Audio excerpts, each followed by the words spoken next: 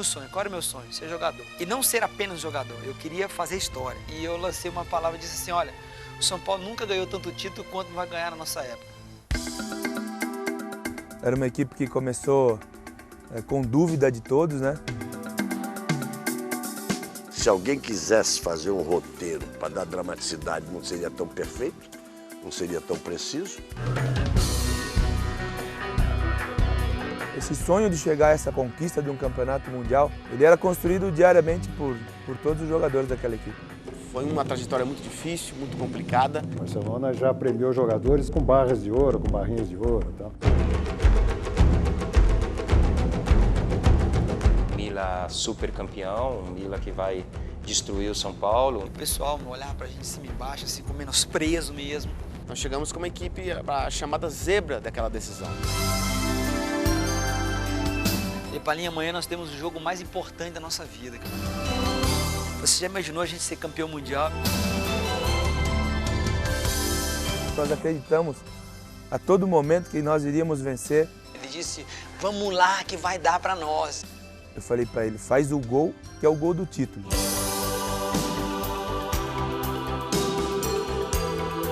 Não tem como a bola entrar no local que ela entrou e da forma como ela entrou. Eu até brinco, eu falo, ela foi conduzida por anjo.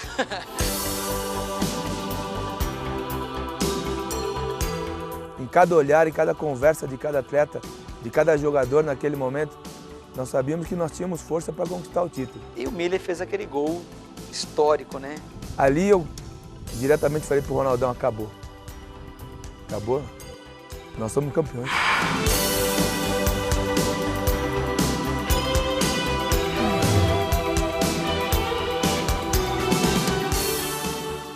Eu cheguei ao São Paulo no ano de 82, eu tinha 16 anos de idade. O meu irmão, ele jogou pelo São Paulo nos anos 70. Ele me levou ao São Paulo para fazer um teste nas categorias de base. Em 84 eu cheguei ao São Paulo depois de ter feito um bom campeonato pelo Bragantino. Fui destaque da segunda divisão, São Paulo ficou me analisando, me observando. Aí chegou em outubro daquele ano, de 85. Eu vim para o São Paulo, ainda fiquei 2 meses no clube ainda para eles me observarem. E depois daquele final do ano, o São Paulo me comprou definitivo e aí fiquei no São Paulo por 8 anos. No Botafogo de Ribeirão Preto tive uma grande temporada e fui para a seleção brasileira direto do Botafogo. Ali surgiu o interesse do São Paulo, que já foram procurar meu pai lá em Ribeirão Preto, fui para a seleção num torneio. Quando eu voltei para o Pan-Americano em setembro, foi quando eu me apresentei no São Paulo, de 87. Bom, eu cheguei ao São Paulo depois de ser reprovado de várias peneiras. Cheguei através de um jogo amistoso, né, que nós fizemos. O Itaquaquecetuba fez um jogo amistoso contra os Júniors do São Paulo. E daquele amistoso, o treinador de São Paulo pediu para que a gente ficasse no São Paulo mais um mês treinando com juniores para ver se a gente seria aprovado no final ou não. E dali eu acabei sendo aprovado depois daquele 1 mês de teste e dei minha sequência ao São Paulo. Isso foi em 88. 15 de dezembro de 1991. Eu estava assistindo o último jogo do São Paulo, que era a final do Campeonato Paulista.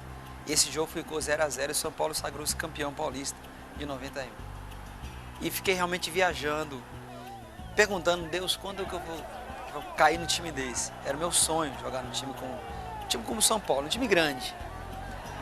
E 12 dias depois eu estava no Morumbi assinando contrato com o São Paulo.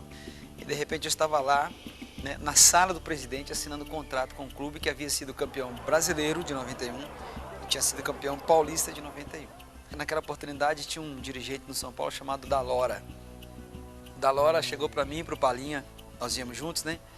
Ele disse para nós assim, olha, todo mineiro que passou no São Paulo foi campeão.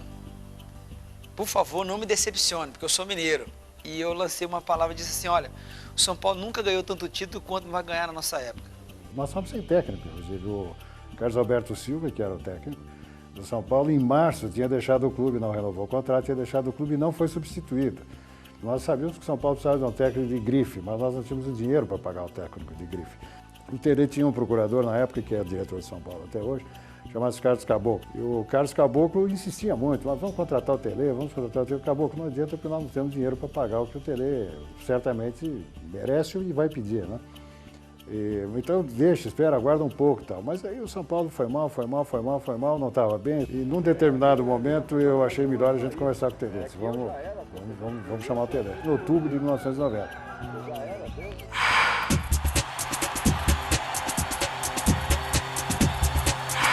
Bom, na verdade, o caminho começou a ser traçado naquele Brasileiro de 91, né? Que o São Paulo conquistou diante do Bragantino, no empate lá em Bragança 0-0. A partir dali começou a se traçar um objetivo que era ganhar a Libertadores. Na verdade, havia um tabu, né? Porque nós sabíamos, já tínhamos informações, né, do passado de que os brasileiros eram muito discriminados, eram o único de língua portuguesa na América, né? E eram muito discriminados, e havia muita dificuldade, porque o torneio também apresentava muitas dificuldades, né, de campos, de pressões, né, fora. Enfim, essa era a característica da Libertadores da América.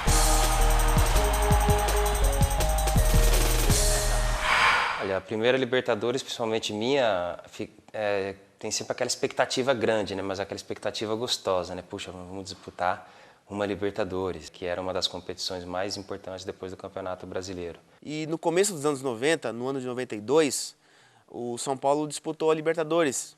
E jogamos contra equipes muito difíceis, de muita qualidade. É uma competição extremamente difícil, porque você pega os times aqui sul-americanos, os times argentinos, os times do Uruguai, na Colômbia, a dificuldade realmente é muito grande. Considero um dos momentos mais marcantes dessa passagem do São Paulo, apesar de vários títulos, porque tinha essa coisa de quebrar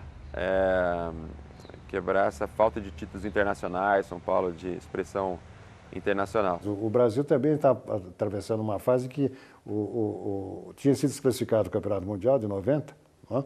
E estava em baixa, né? A seleção brasileira em baixa. Tal. Então foi uma oportunidade de, através do clube do São Paulo, com essas grandes conquistas, nós voltarmos ao cenário mundial. O São Paulo nunca tinha conquistado esse título, então foi tudo traçado um objetivo para o São Paulo chegar naquela competição e vencer. Então a expectativa era grande, nós tínhamos um time sensacional, um time que se conhecia só de olhar, você sabia onde os jogadores se posicionavam dentro de campo, nós tínhamos um plantel muito bom. Na verdade, o São Paulo não estava nem priorizando a Libertadores. Se você buscar bem no arquivo, você vai ver que o primeiro jogo do São Paulo foi contra o Criciúma, lá em Santa Catarina. E o Tele mandou um time misto para lá.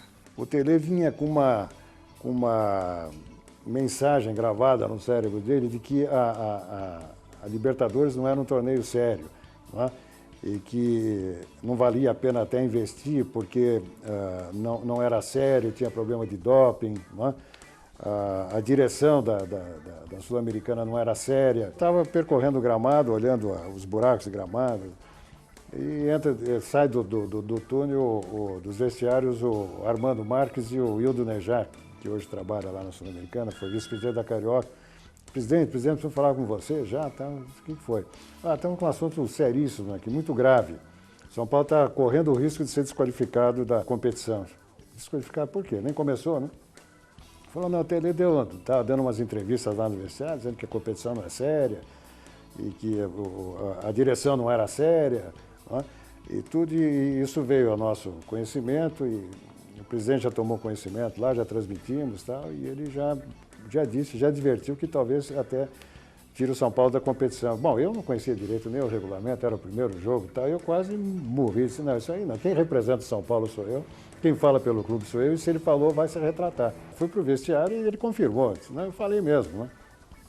Eu falei, bom, mas então você vai se retratar, porque nós estamos correndo, inclusive, esse risco, né? E nós temos muito interesse na competição, e ele sabia, né? Se não for o seu, é o do clube, né? Então, isso não vai ficar como está, né? Ele relutou muito, eu escrevia o termo de retratação, ele relutou muito, mas acabou assinando. O início foi muito complicado. Nós não começamos bem a competição, era uma equipe que começou com dúvida de todos, né? Mas ela se fortaleceu, essa equipe foi muito madura num momento difícil, que foram as primeiras partidas. Então, a partir do momento que a gente começou a ganhar os primeiros pontos, a gente começou a adquirir confiança. Eu lembro que cada partida ganha, né, e cada fase que a gente passava, a gente contava, faltam tantos jogos para a gente ser campeão. Parece que é até prepotência da minha parte, mas não é. Eu acho que a confiança estava tão grande no grupo, era tão fechado, tão unido, mas tão unido mesmo.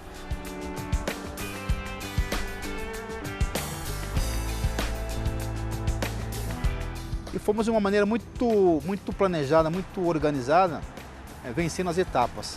E quando nós acordamos, estávamos na final. E a final foi contra o Newell's Old Boys, aqui no Morumbi. Morumbi lotado, se não me engano, tinha umas 115 ou 120 mil pessoas no estádio.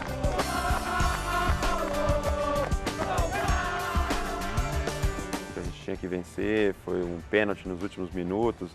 Se alguém quisesse fazer um roteiro para dar dramaticidade, não seria tão perfeito, não seria tão preciso, porque a derrota apertada lá em Rosário, a vitória que todo mundo esperava mais fácil, depois do 1 a 0 lá no Morumbi, que veio naquele desespero até que o Raí fizesse o gol, e vai e não resolve, vai embora e acaba nos pênaltis, e o Zete pegando o pênalti que tinha que pegar, já depois no final das cobranças.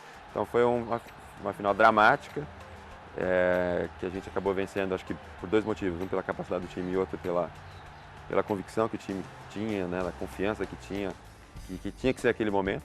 Então aquilo foi uma explosão, e a conquista do primeiro título. E uma comunhão com a torcida, né?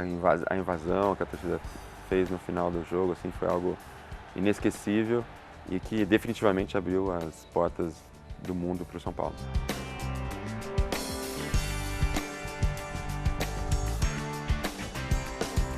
O primeiro título que eu conquistei na minha vida, na minha história como atleta profissional, foi aqui no São Paulo. E, curiosamente, foi um título tão importante, inédito, tanto para o clube quanto para mim, que foi a Libertadores. Eu acho que é lindo você ver uma torcida dessa festejando da maneira que festejou. Eu acho que eu tenho que agradecer primeiro a Deus pela oportunidade de me dar de jogar bola e ter me trazido para o time São Paulo. Eu acho que o São Paulo venceu aquela Libertadores, sem dúvida nenhuma, sem tirar o mérito dos outros adversários, mas eu acho que o São Paulo foi superior a todo mundo. Também porque era a base da seleção brasileira naquela época, pelo menos 7 ou 8 jogadores do São Paulo eram praticamente titulares da seleção brasileira. Nós aprendemos muito com a Libertadores. Eu sou campeão da Libertadores, para todo mundo ver, para o Brasil, São Paulo é o melhor, não tem jeito. Eu costumo dizer que o São Paulo tem essa história maravilhosa porque a primeira Libertadores despertou em todos um sentimento de grandeza.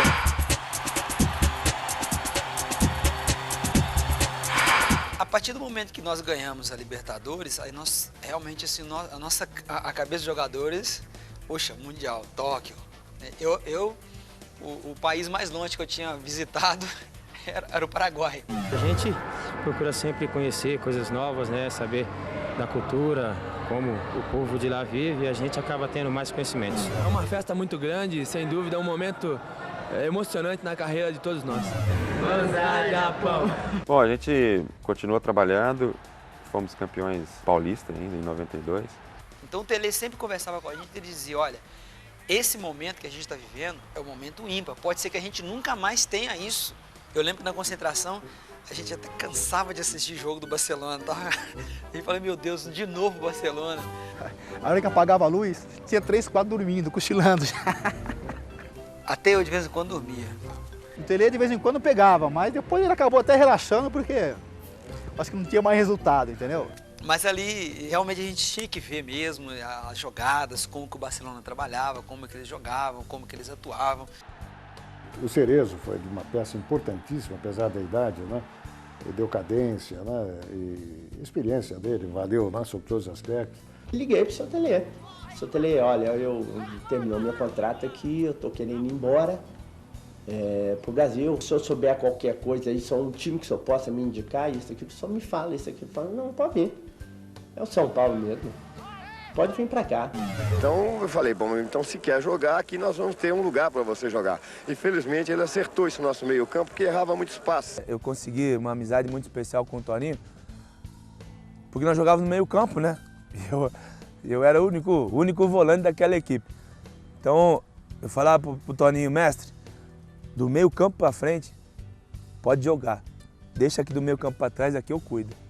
E esse sonho de chegar a essa partida do Mundial, a essa conquista de um campeonato mundial, ele era construído diariamente por todos os jogadores daquela equipe. Você está todo ano assistindo lá alguma partida de futebol lá no Japão, vendo outros clubes jogarem, sendo campeões, e de repente você está tendo a oportunidade de participar de um evento tão maravilhoso como esse. Fizemos toda a preparação lá no local, no Japão, local de treinamento, de alojamentos, né? Foi um preparo todo especial, nós tivemos lá no Japão acho que quase 15 dias antes do primeiro jogo. Contratamos cozinheira brasileira que trabalhava no Japão, em Tóquio, né, para fazer a comida, a moda brasileira, com os jogadores que gostavam. Saímos daqui no sábado, chegamos lá na segunda-feira. Aí nós fomos treinar, depois jantamos e mais ou menos umas 10 horas da noite eu falei, agora não aguento mais, eu tenho que dormir. Aí eu fui dormir.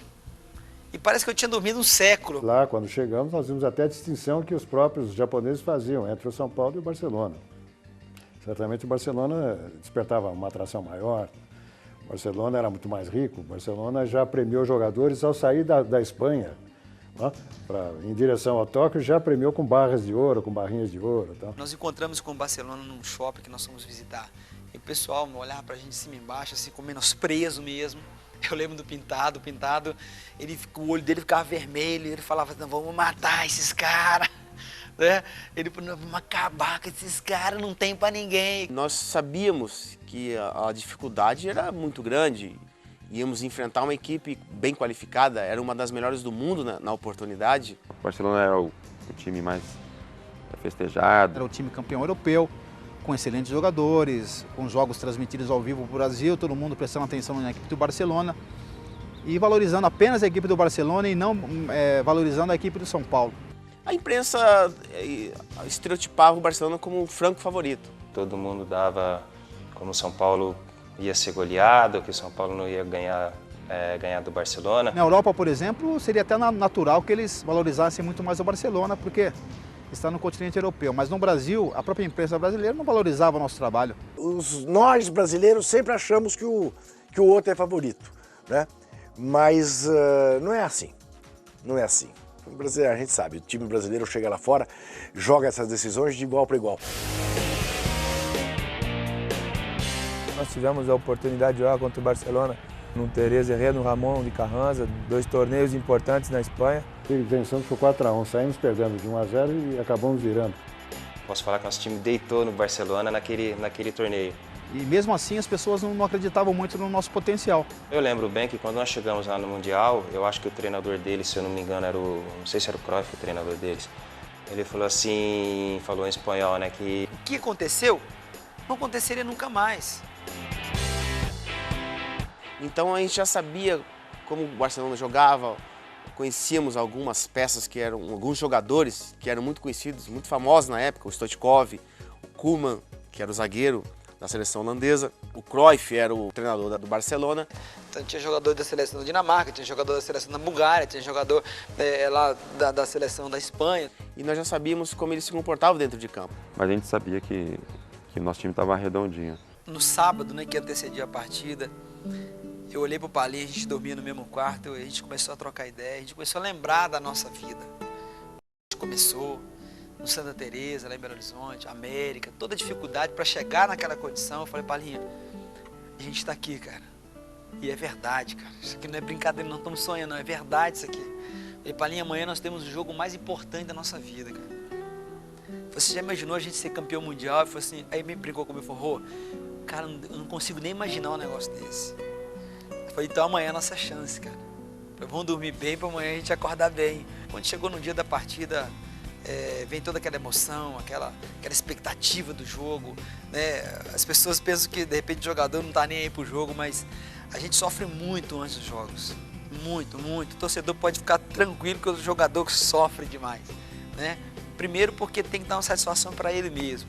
Segundo porque existem torcedores que estão lá torcendo, estão lá vibrando, esperando o time dele ser campeão, ganhar. A gente entrou perfilado, os jogadores do Barcelona, eles olhavam pra gente de cima e embaixo, com menosprezo. Infelizmente o europeu ele se julga melhor que todo mundo, né? Aí o Pintado ficou mais doido ainda. Hoje nós vamos matar esses caras.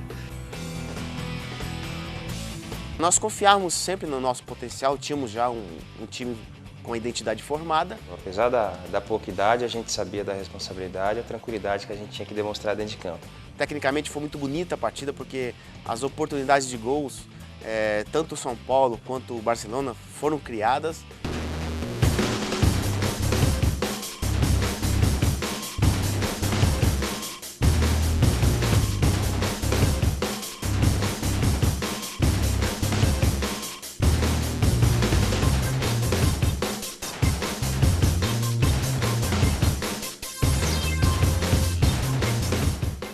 bola para o Ronaldo Luiz. Olha o São Paulo chegando com o Palinha. O São Paulo chegou já começando essa partida dificílima, perdendo, tomando um gol logo do Stoichkov, logo no início da partida. Na frente para Stoichkov, olha o artilheiro do time, tentou colocar e o gol!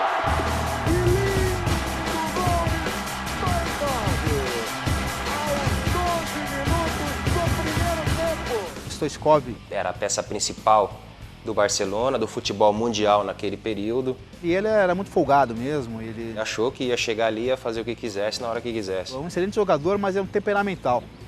E se você deixar realmente um jogador desse crescer em cima de você, você acaba sendo limpado por ele, né? E realmente a oportunidade que eu tive realmente de dar uma chegada um pouco mais forte, acabou acontecendo. Nossa, eu lembro, eu tenho aquela imagem até hoje. Ele foi jogar do outro lado, mas ele dele uma chegada nele, uma chegada na bola, uma coisa linda, para demonstrar para ele ali, ó, Stoichkov, ó, estamos aqui, xará.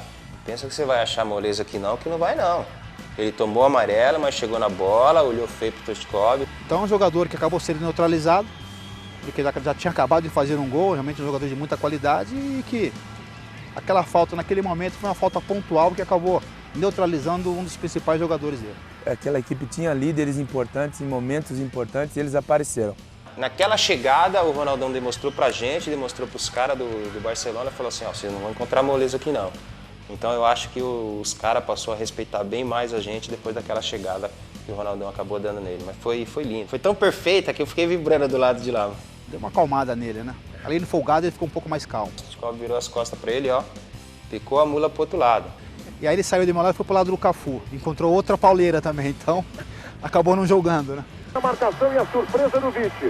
Ronaldo na dividida. Tá valendo. Vai você, São Paulo. Nós saímos atrás do marcador com 15 minutos. Todos nós tivemos assim um banho de água fria e era o momento da gente decidir, nós não podíamos deixar para depois. Errado. De novo, calcanhar do Miller. Ferrer, bota para fora. Pressão do... E nós começamos a correr atrás do resultado. E correr atrás do resultado é sempre muito mais difícil em se tratando de decisão. Aí nós começamos a jogar. Prefere rearmar com Pintado. Palinha, primeiro agenda. Nós acreditamos a todo momento que nós iríamos vencer, em cada olhar, em cada conversa de cada atleta, de cada jogador naquele momento. Nós sabíamos que nós tínhamos força para conquistar o título. Era uma única partida, cada lance, cada bola para a gente era decisiva. Prefere Ronaldo. Eu lembro que quando o Miller pegou, ele dominou a bola, eu já falei para ele, Miller, segura. Quando ele segurou, eu vim correndo. Ele jogou a bola no fundo, mas bem no fundo mesmo, a bola quase saindo, eu cruzei. A bola pegou uma curva e o Bizarreta estava saindo. Quando ele saiu, ele viu a trajetória da bola. E se ele não joga a bola para fora, certamente a bola entraria. Surpreendendo a Bizarreta. Primeiro foi um contra-ataque. A gente roubou a bola no meio de campo com um lançamento para o Miller. E eu pego uma bola pelo lado esquerdo, o Ferrer é do lateral direito do Barcelona, ele me acompanha, eu faço um giro para voltar, faço que cruzo com a direita e dou um corte nele pro fundo. E esse corte eu tinha duas chances, ou de chutar pro gol ou de cruzar. Como nós tínhamos uma jogada muito combinada aí, o Raí,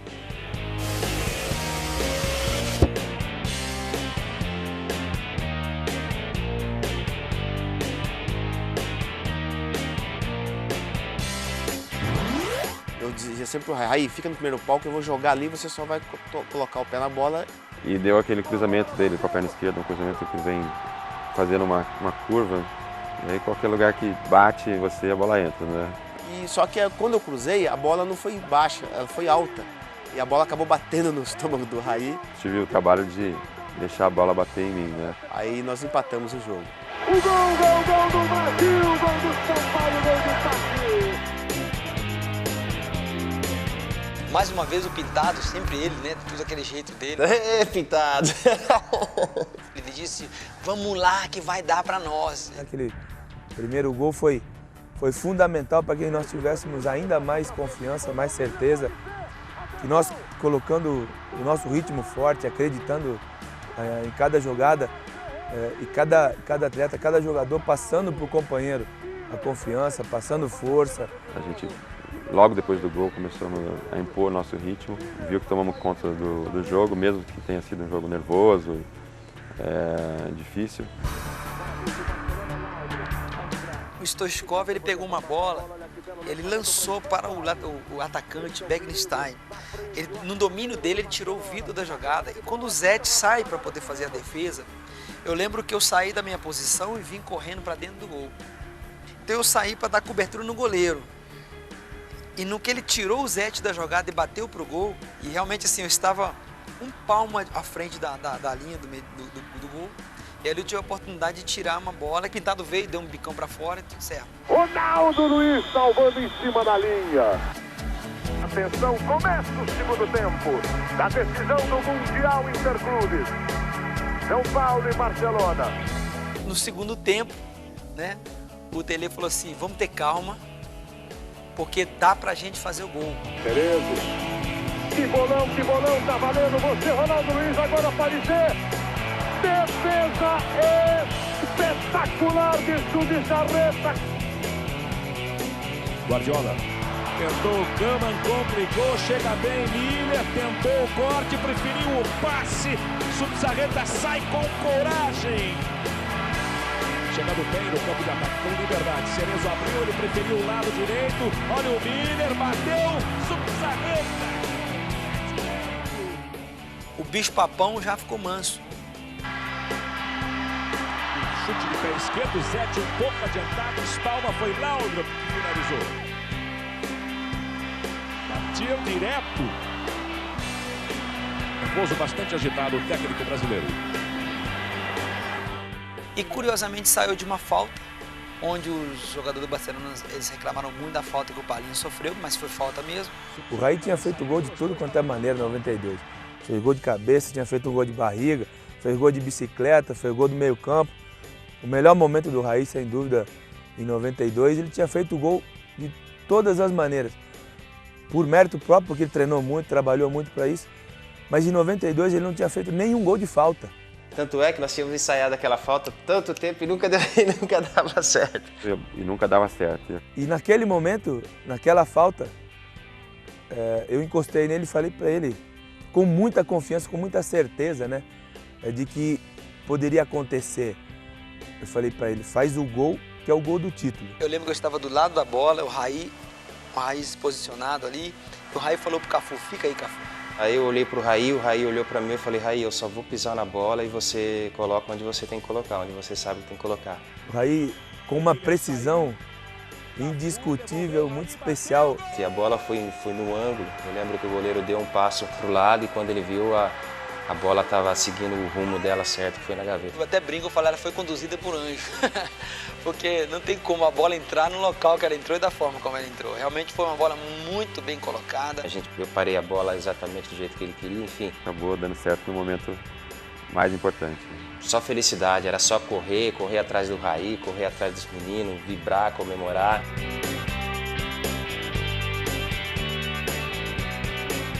Ali eu diretamente falei pro Ronaldão, acabou. Acabou. Nós somos campeões. Faltando poucos segundos. Atenção, apita a noção, São Paulo é campeão do mundo. O São Paulo é campeão do mundo. Venceu o Barcelona por 2-1. Venceu de virada. Num dia histórico para o futebol brasileiro. Aí, os jogadores, a festa, o placar, está escrito 2 São Paulo, 1 Barcelona. O São Paulo é campeão do mundo. Uma conquista importante para o futebol brasileiro, que vai pouco a pouco reconquistando o seu lugar no futebol mundial. Esse coração aí, como é que tá? Bem, muito bem. Depois de passar por tantas emoções assim, não ter nenhuma reação, tá muito bem. Olha, o ponto forte daquele grupo era o grupo. Era um time extremamente qualificado tecnicamente. Um grupo muito coeso, era um grupo maravilhoso. Nós tínhamos realmente um grupo inteiro pensando da mesma forma. Todo mundo se conhecia, todo mundo se respeitava. E tínhamos uma figura carismática que era o Raí, que era o capitão da equipe. Inclusive, eu dou até risada quando as pessoas falam o título mundial do Raí. Falei, por isso, então o Raí jogou sozinho, né? Não precisou de mais ninguém. E futebol é um esporte coletivo. E o Raí sabe muito bem disso, e eu estou falando apenas porque a gente ouve os comentários e a gente tem que dar risada, porque Às vezes eu penso que estou jogando tênis e não estou jogando futebol, porque jogam 11 em cada lado. E eu nunca vi num jogo de futebol, principalmente, um jogador vencer sozinho. É claro que existe essa injustiça de querer simbolizar no quem marcou o gol, geralmente no atacante, né? Sempre num time de futebol se destaca mais quem faz os gols, isso é normal. Mas naquele São Paulo, para você ver, todo mundo fazia gol. Isso é uma coisa, é um vício, eu acho, né? De não valorizar o trabalho de equipe, os outros setores, né, de um clube. Eu acho que ele tem razão nisso, mas é claro que eu pessoalmente sempre tive consciência da importância do grupo, não só dentro de campo, mas também fora de campo, né? Das pessoas, das lideranças. O Ronaldo era uma delas, entre o Zete, né? O Pintado, que não aparecia muito, mas tenho certeza que se não tivesse o Pintado, é o cara carregador de piano que a gente falava, e que incentivava todo mundo, se não tivesse ele, nós não teríamos tido essa quantidade de títulos, né? Eu acho que essa declaração mostra, né, o quanto nós confiamos um no outro, o quanto nós éramos e somos amigos, né? Porque eu posso dizer a mesma coisa do Raí, não existiria nenhuma outra situação se a gente não tivesse um gênio como o Raí. Um jogador de uma personalidade fora de série, de uma capacidade técnica acima da média. Fazia a função dele no meio, centroavante, voltava atrás para marcar. Um craque como o Miller, que era rápido à frente. Um profissional como o Ronaldão. O Palinha também, de uma capacidade, uma visão de jogo fantástica, fenomenal. O Cafu chegava com técnica, força, né? Você vê, o Pintado corria para todo mundo. Era muito legal o nosso relacionamento dentro de campo. O Ronaldão falava: Pintado, você balança aí que eu acabo de derrubar aqui. Eu acho que um time que era bem complementar, tinha muitas opções de jogo. Cada atleta tinha uma característica muito especial. Além, claro, da qualidade técnica de cada atleta, que era excepcional, acima da média. Entrava um, saía outro e continuava a mesma coisa. Os jogadores mais novos que chegavam com os jogadores experientes eram um grupo só, não tinha dessa de que você é o fenômeno, você é diferente do outro, não. Não tinha um jogador que queria aparecer mais do que o outro, porque a gente era mesmo muito coletivo. Como diz o Cruyff, diz, né, o treinador do Barcelona disse no final, se é para ser atropelado, que é melhor que seja por uma Ferrari, né? Então o time era uma Ferrari, o time era uma máquina, né? Puxa vida, conseguimos, né? Parece um sonho, né? A emoção é muito grande, né? Muito grande. Foi uma festa, né? A Embaixada Brasileira nos recebeu também. O Zico estava lá também, né? E participou de uma feijoada, que eu estava com saudade de comer uma feijoada, né? É inédito, né? Era uma coisa que nós estávamos sentindo pela primeira vez, né? Nós fomos ter noção do que realmente tinha acontecido quando a gente chegou no Brasil. Que a gente viu aquele povão todo, aquela imensidão de pessoas ali no aeroporto. Eu devo ter andado uns 10 ou 20 metros sem colocar o pé no chão. As pessoas carregando a gente, assim, era muita gente. Nós passamos no meio do povo. Aí a gente entrou no ônibus e nós viemos até aqui, a Avenida Tiradentes, entramos ali para poder pegar aquele caminhão de corpo bombeiro lá, e aí que foi a festa, né? Nós chegamos na Marginal, em São Paulo, a Marginal parada, a gente via os prédios em festa, bandeira de São Paulo para todo lado. E ficamos passeando aí pro São Paulo, fazendo uma turnê, depois de 24 horas de viagem. Fomos até o Palácio Bandeirantes também, o Palácio do Governo, recebemos uma homenagem ali e finalizou aquela homenagem no Morumbi, né? Entramos ali para um salão de festa do Morumbi. Então, a torcida de São Paulo tem um lugar muito especial e eu não sei se o São Paulo conquistaria tudo o que conquistou após esse primeiro Mundial, essa primeira Libertadores, se não fosse essa torcida de São Paulo. Eu acho que ali foi uma ressurreição do futebol brasileiro mesmo. Já fazia muito tempo que o Brasil não ganhava um título importante, então ali foi acho que repercutiu, fez bem para a autoestima do futebol brasileiro, que depois voltou a ganhar títulos. A primeira conquista é que você realmente nunca esquece dela, ela tem um sabor diferente. É a mesma coisa, você nunca namorou, aí você consegue conquistar a primeira garota, você pode conquistar mais 10 depois, mas não vai ser como a primeira que você conquistou. Então o São Paulo começou a se distinguir mesmo, aí a imprensa achou mesmo que o São Paulo estava realmente à frente dos outros clubes, né? E era um padrão, era um exemplo, né? E assim foi. Na verdade, as coisas correram bem, né? Ganhamos o primeiro, depois repetimos o segundo, né?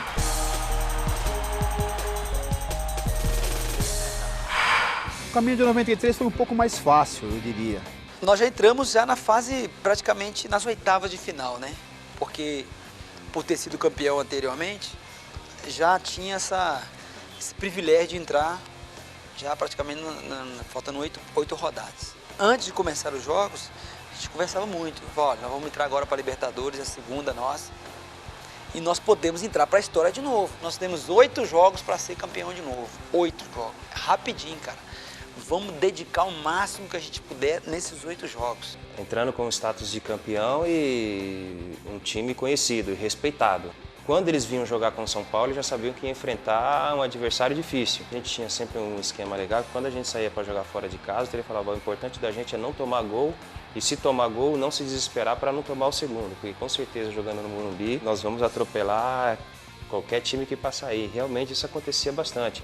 Os times tinham já um pouco de receio, muito respeito para jogar contra o São Paulo. E o São Paulo, naquele período, sabia que não tinha que temer ninguém, que podia jogar com qualquer adversário em qualquer estádio. A torcida foi convocada e sempre a torcida do São Paulo, em termos de Libertadores, sempre teve muito presente. Lotou o Morumbi numa quarta-feira à noite. Tinha quase 100 mil pessoas numa quarta-feira à noite. Tivemos alguns jogos difíceis que nós tínhamos que reverter o resultado e acabamos revertendo porque a gente sabia do nosso potencial.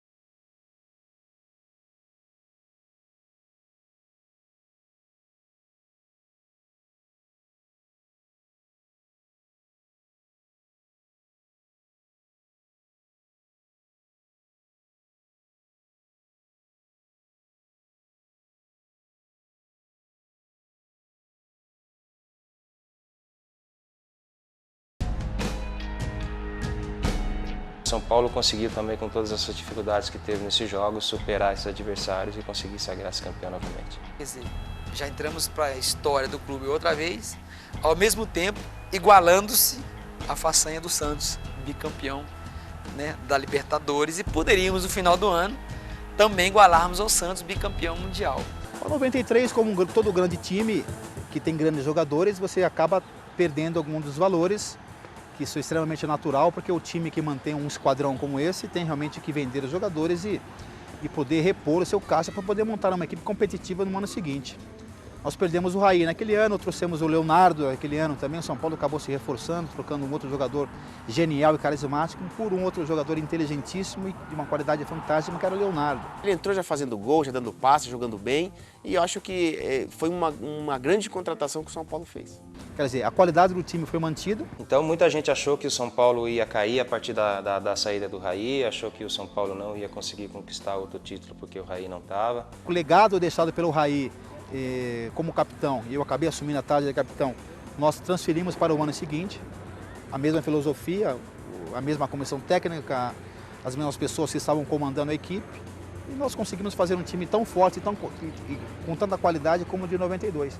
O esquema de jogo acabou ficando o mesmo, não mudou tanto porque tinha mudado poucas peças, né? Foi só o Leonardo que veio entrar bem depois, mas as funções eram as mesmas. O São Paulo, ele havia perdido alguns jogadores importantes, como Pintado, mas adquiriu outros jogadores também importantes, como o Juninho Paulista, que chegou, que apareceu com uma grande surpresa. Eu cheguei quando o São Paulo tinha acabado de ganhar a Libertadores, de 93. Então era todo aquele entusiasmo, porque pela competição do fim do ano de Tóquio. Você vai ser um novo Zico do futebol brasileiro? Nem tanto, né? Deixa também chegar o Zico. Mas eu pretendo me esforçar bastante para, se não chegar até ele, quase igual. E o São Paulo daquela época era uma equipe que todos queriam jogar, todos queriam ver jogar. E então foi uma felicidade muito grande. E uma coisa curiosa, quando eu cheguei no São Paulo, logo em seguida nós fomos fazer o torneio de Santiago de Compostela na Espanha. E os titulares, acho que 8 jogadores tinham sido convocados para a seleção. Então nós fomos sem esses 8 jogadores. E mesmo assim na Espanha eu estava no time reserva.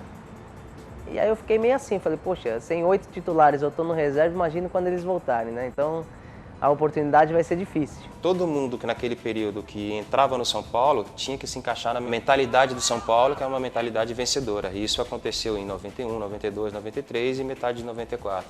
o período que a gente estava lá. Então o time não perdeu a sua identidade, o time ficou com a base praticamente a mesma do ano anterior para o ano de 93, nesse segundo Mundial contra o Milan. Especificamente o Tele Santana no segundo Mundial, ele estava extremamente irritado.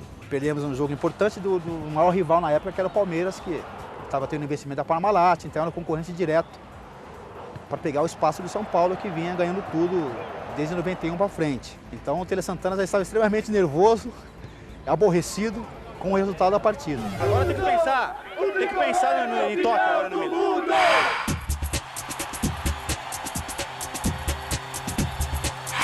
Então na chegada ele já falou. Aí no primeiro dia de treino eu já machuquei o tornozelo. E naquele momento eu falei, estou fora do Mundial, porque foi numa terça-feira, o jogo era no domingo. E naquele time tinha mais 3, 4 jogadores que estavam...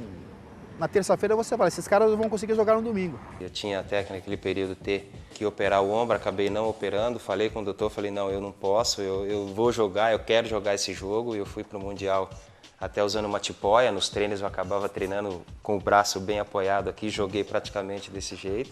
O Doriva com uma lombalgia, o André com uma dor no pubis, quer dizer, vários jogadores estavam contundidos naquela semana do jogo e que não foi noticiado, quer dizer.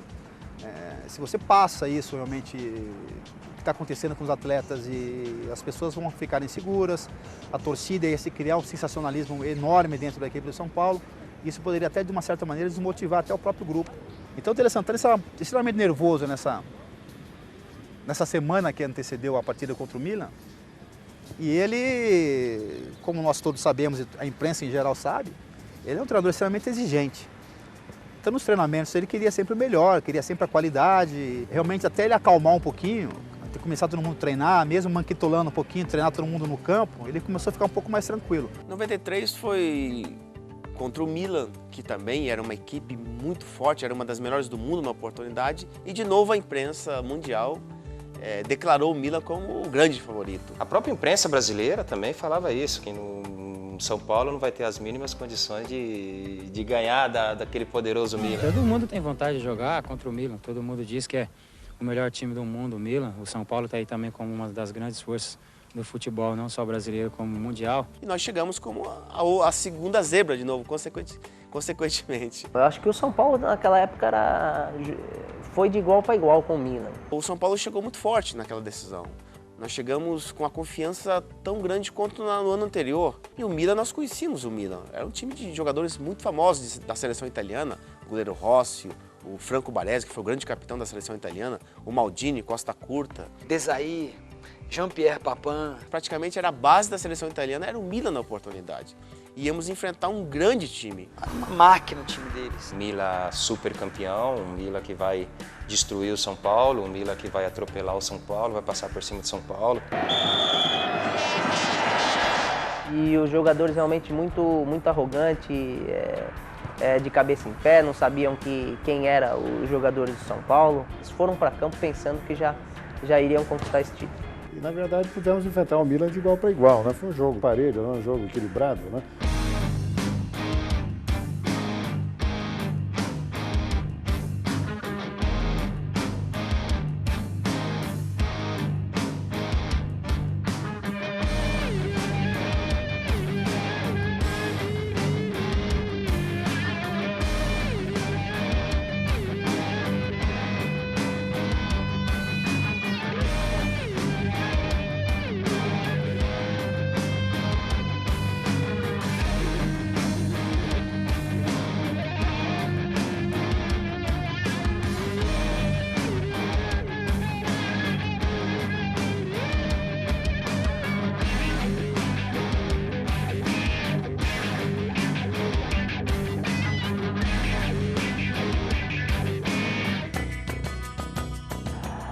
Cafu, bom lance individual do Cafu, que já mostrou que está bem no jogo, virou Cerezo. Foi uma partida maravilhosa. Vamos ver quem entra. Enfrentando aquele poderoso Milan, eu tive a oportunidade de fazer a jogada do primeiro gol ainda, né? Que foi uma jogada de linha de fundo, que eu acabei cruzando a bola para trás rasteira, e o Palhinha, com aquele tamanhão todo dele, acabou fazendo o primeiro gol do São Paulo.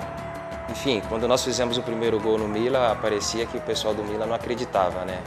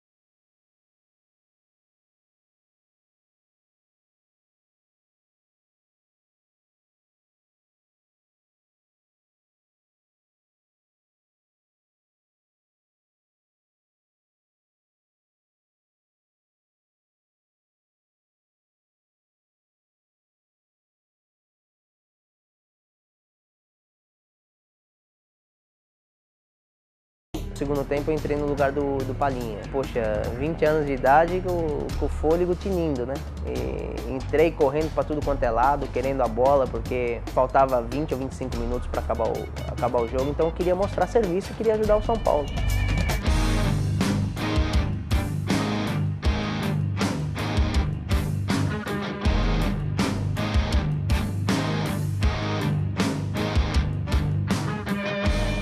Eles empataram o jogo de novo. Olha só! Do Milan! De cabeça, Papin!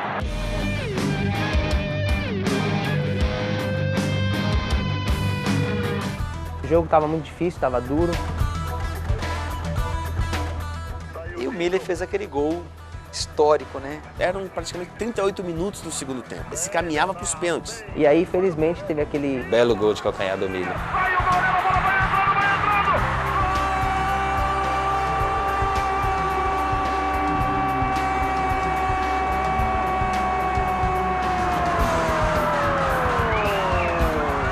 O Cerezo lançou, o gramado segurou a bola, eu cheguei um pouco, um milésimo de segundos atrasado, o Rossi chegou primeiro do que eu, mas só que ele cometeu um grande erro, porque ele não segurou a bola. E o Miller fez aquele gol histórico, né?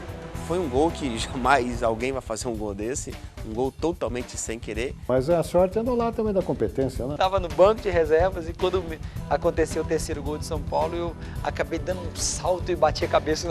E doeu muito, viu? Coisa assim, né? Fato isolado. Toninho Cerezo, bicampeão do mundo! Bicampeão do mundo! Em cima desse extraordinário Milan! Todos queriam saber quem era o maior! O maior é o futebol do Brasil! Acho que no futebol acabou prevalecendo a determinação e a força de vontade do São Paulo e não menosprezar o adversário. Demonstramos dentro de campo que prevalece a força de vontade, a determinação, a vontade de vencer.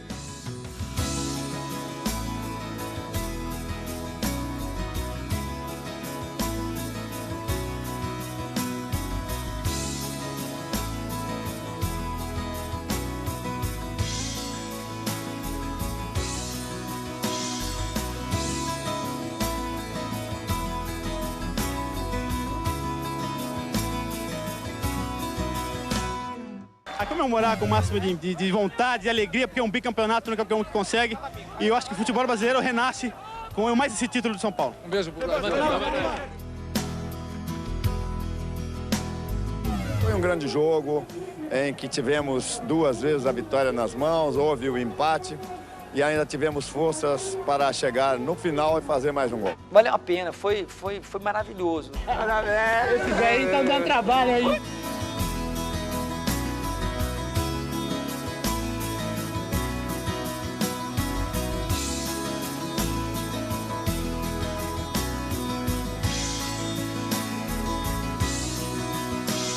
Quando eu cheguei no hotel, os jogadores de São Paulo já estavam e a alegria dos jogadores de São Paulo e o Toninho Cerezo ficou na minha cabeça.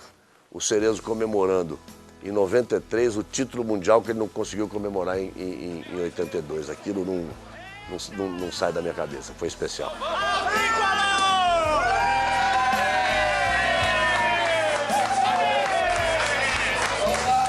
Estou contente, eu estou feliz, mas tudo isso eu devo realmente ao São Paulo, devo aos meus companheiros que eu jogo comigo, que me adoram. E vamos chegar e estamos esperando uma grande festa em São Paulo, uma grande... Pensamos para o mundo, né, de projeção internacional. Eu acho que o título representa tudo na carreira do atleta.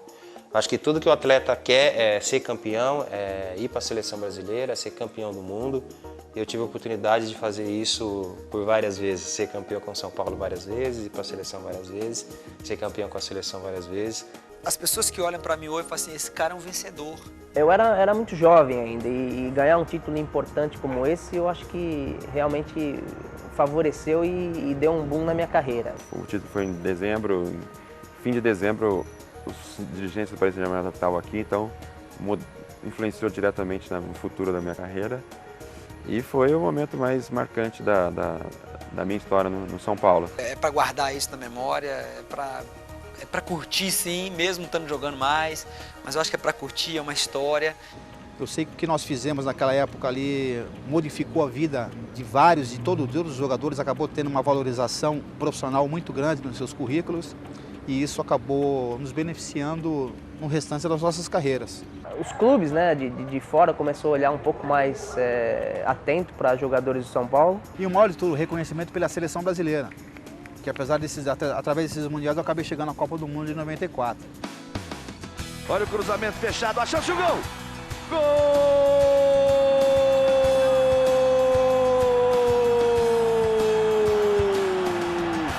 É! Ronaldão! Partiu, Raí bateu! É gol! É gol! Brasil! A chance para Cafu, tem Juninho aberto, bateu pro gol, Cafu! Gol!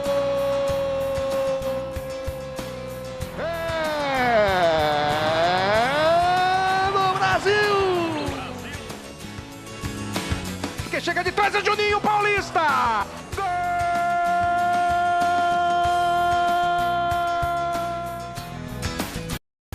Já estava vindo sendo capitão da seleção brasileira e fui por mais de 2 anos.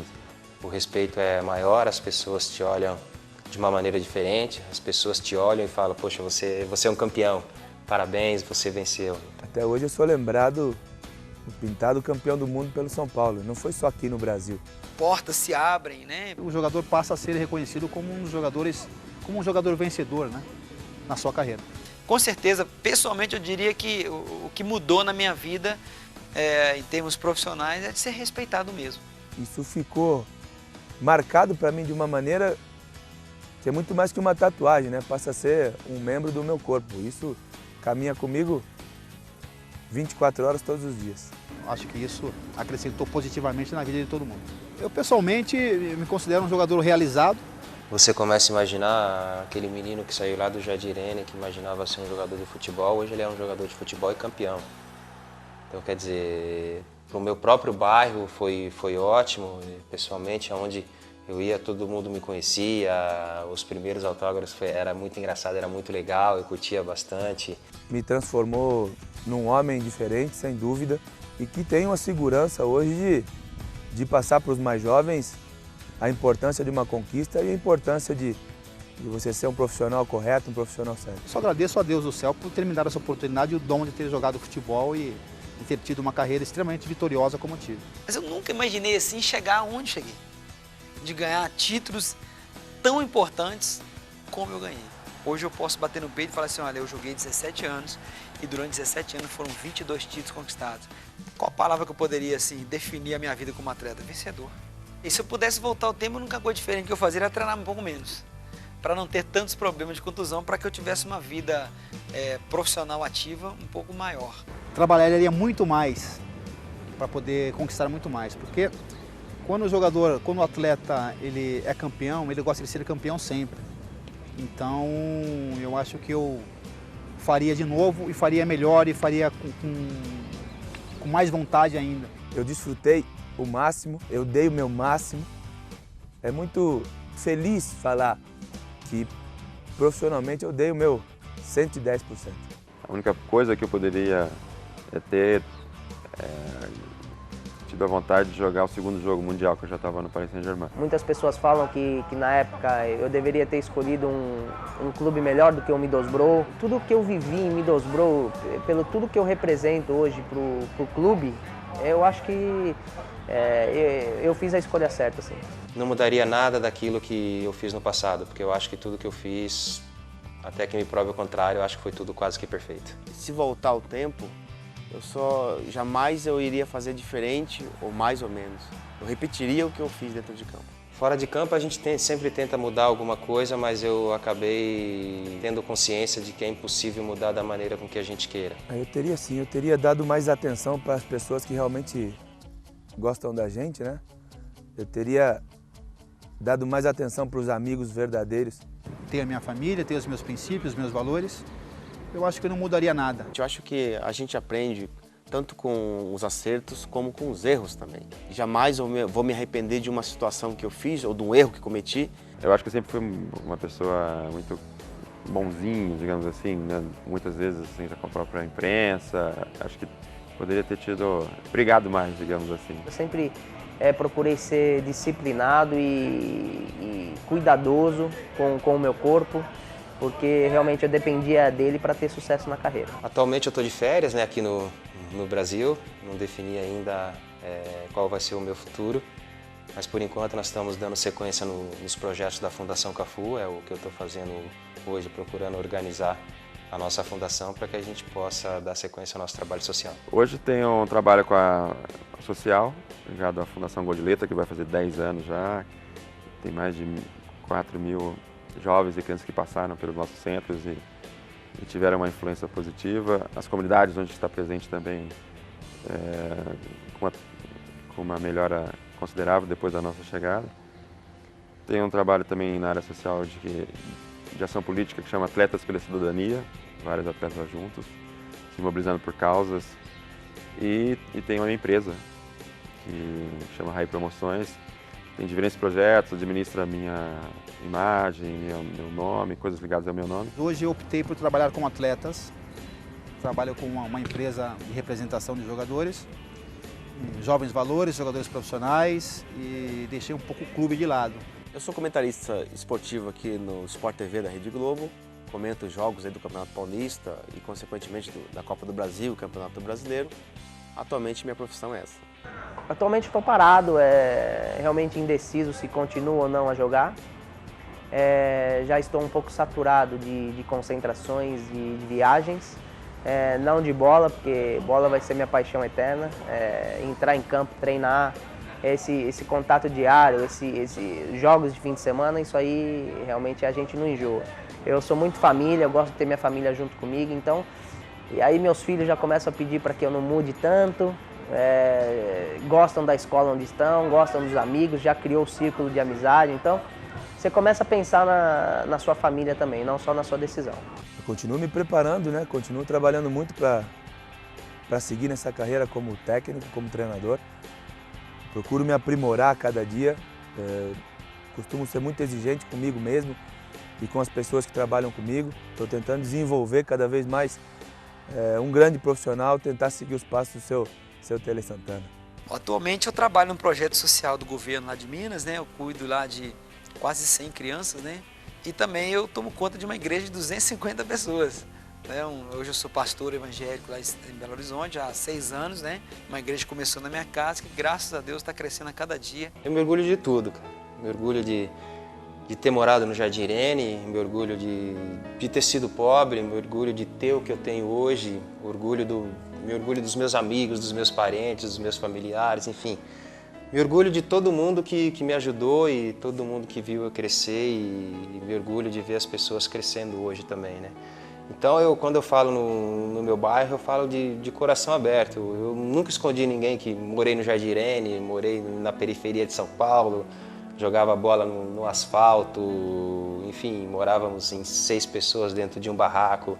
Isso não é vergonha, você tem que se orgulhar de falar nisso, isso serve como lição de vida para outras pessoas também, que hoje olham e falam, nossa, olha o que ele tem, olha o carro dele. Isso serve de exemplo até para outras pessoas, para ver que hoje eu tenho carro, mas eu já andei muito de ônibus, acordava 4 horas da manhã para pegar o primeiro ônibus para ir treinar. Enfim, fiz vários sacrifícios da minha vida para chegar onde eu cheguei hoje. O que eu mais me orgulho é saber que hoje eu não estou apenas na história do clube, eu estou na história do Brasil, em termos de futebol, entendeu? Ronaldo Luiz participou do Campeonato Mundial, participou do Campeonato Libertadores, não só participou, ganhou, conquistou, foi vencedor, levantou o troféu. Acho que eu sou um orgulho para a família também, né? Eu acho que minha mãe deve sentir, eu acho que sem dúvida nenhuma, muito orgulho de tudo que eu faço por eles, de tudo que eu fiz no futebol, de ajudar eles. Eu acho que o meu pai também lá em cima deve estar bastante orgulhoso daquilo que a gente está fazendo hoje. Tenho certeza que se ele estivesse aqui, ele ia estar aí com a gente também. Eu acho que para minha família hoje, sem dúvida nenhuma, eu sou um exemplo e eu procuro sempre dar esse exemplo para eles com muito respeito. Eu procuro fazer com que eles entendam que eles também amanhã possam ser o exemplo da família deles. Eu posso dizer que eu sou uma pessoa muito realizada, muito feliz, mesmo tendo passado muitas dificuldades na minha vida, mesmo depois de ter terminado a minha carreira. Dificuldade acho que todo mundo passa, né? E as dificuldades, na verdade, elas vêm na nossa vida, não é para acabar com a gente, não é para matar a gente, não é para envergonhar a gente, para a gente adquirir a experiência. E acho que essa minha missão foi cumprida. Eu acho que o que nós vivemos na minha época, eu acho que foi interessante. Tenho uma família maravilhosa, tenho irmãos maravilhosos, tenho amigos maravilhosos, enfim. Nossa família é muito ligada, é muito unida, então eu hoje me sinto sim uma pessoa realizada. E cada vez que lembro dos títulos conquistados no São Paulo, acho que essa é a minha parcela de sorte na vida.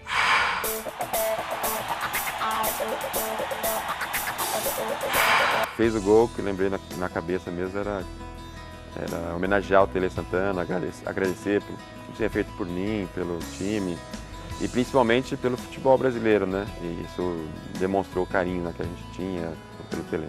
Tele Santana, como um bom comandante, ele foi uma pessoa central, né? Que conseguiu fazer com que todos os jogadores dessem o seu melhor. Como ele conseguiu em 82, conseguiu também fazer com que vários atletas bons jogassem para a equipe. Então, era um futebol muito conjunto, né? Onde muita cumplicidade. O Tele, ele é uma pessoa muito difícil de lidar com ele, era muito temperamental. Só que profissionalmente ele era muito bom. A gente chamava sempre ele de mestre Tele Santana, porque ele tinha paciência para trabalhar com os jogadores, ele tinha paciência, tempo para poder aprimorar o cruzamento de um lateral, a finalização de um atacante. O Tele foi muito importante na minha carreira. Eu acho que foi um treinador que sabia levar o grupo que tinha na mão. Eu até comento que às vezes taticamente ele não era como um Vanderlei Luxemburgo, mas ele tirava o 100% de todos os jogadores. Ele conseguia ver a deficiência nos jogadores e ajudava o jogador a corrigir essa deficiência. E aí automaticamente ajudava o time e o próprio jogador. Ele era um treinador que tinha uma visão muito plena da situação de uma partida. Então toda essa sua sabedoria ele externava para a gente e a gente assimilava na prática com muita competência, com muita qualidade. Ele foi o primeiro cara que eu ouvi dizer uma coisa, precursora do Código de Proteção ao Consumidor. O Tele um dia me falou, meu sonho era poder, no domingo, em vez de ir para o banco, dirigir o time, ir para a arquibancada ver o jogo lá de cima. Para ver ao lado do torcedor se aquilo que nós passamos a semana inteira treinando, a gente estava aplicando no campo. E se o torcedor estava gostando. Ele falou assim, é a mesma coisa, porque o que eu faço? Qual é o meu trabalho? Meu trabalho é que nem de um maestro de uma orquestra. Vocês saem. No dia do espetáculo, o maestro vai lá para frente, mas é muita figuração. Porque cada um dos músicos sabe exatamente o que tem que fazer e a que horas tem que entrar. Né? Então, o futebol não é muito diferente. Mas convencionou-se que o treinador tem que ficar no banco, o jogador se sente mais seguro. Mas eu queria mesmo era ficar lá em cima. Para ver se a gente estava fazendo aquilo que a gente ensaiou, mas principalmente para ver se o torcedor estava gostando do espetáculo, ele pagou para ver. O São Paulo tinha um grande time. Talvez não tivesse tantas estrelas assim, mas tinha um grande time e que jogava de acordo com aquilo que o Tele insistentemente passava para os jogadores. André, tá tentando só jogada individual, tá perdendo todos. Pega a bola, domina e passa, que vocês chegam lá fácil. Toda a bola você quer fazer difícil. Então o São Paulo tinha alguns bons jogadores, tinha um sentido coletivo muito grande e tinha o técnico Tele Santana, que ele era muitas vezes chato, ranzinza, mas treinava a exaustão. O menino falava, não, mas o professor é chato, o professor Tele é chato. Fala, olha, ele é chato com quem ele gosta. Se ele tá achando chato com você, aproveite. Aproveite porque ele sabe que você tem qualidade e ele pode tirar muito de você. Uma vez que uma pessoa preocupa com a sua vida pessoal, para que você possa melhorar e adquirir, acho que só um pai deseja isso para um filho. Né? Um pai que ama o filho, que quer ver o bem do filho e que deseja coisas boas. E o Tele, mesmo sendo mal interpretado por algumas pessoas, sem dúvida nenhuma, ele agia como pai, de querer o bem. Para mim é difícil falar de qualquer diferencial que não seja o Tele Santana. É claro que você pode dizer, bom, tinha o Raí, né, jogando futebol extraordinário, mas o Raí só jogou aquele futebol extraordinário nas mãos do Tele Santana. Hoje eu vejo o treinador falar, quando o lateral for, o outro fica. Naquela época o Tele falava, eu quero ir os dois. Por isso que o Tele foi o Tele. Na linha da coisa que o Tele sempre teve, de gostar de fazer que os times dele não só ganhassem, mas jogassem bom futebol, ele cumpriu isso fielmente, né?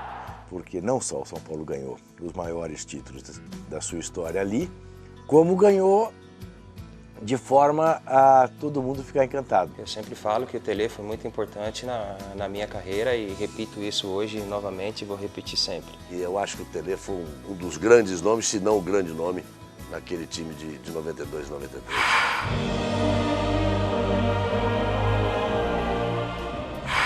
Irritantemente exigente, né? Trabalhador. Ética. Profissionalismo. Perfeccionista. Fantástico. Mestre. Caráter. Mestre Tele Santana. Limpeza. Pai. Tele era isso. Que Deus o tenha. Será o eterno mestre para todos nós.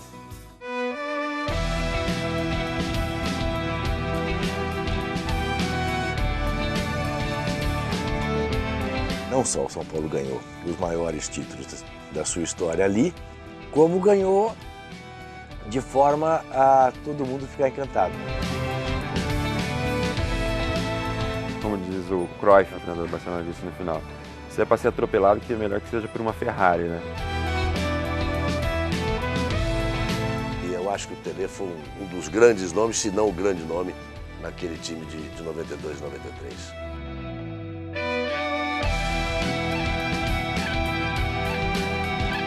Eu acho que esses 2 anos aí o São Paulo mostrou que, além de ser um time competente, tinha um grupo de atletas que realmente sabia o que queria na sua carreira.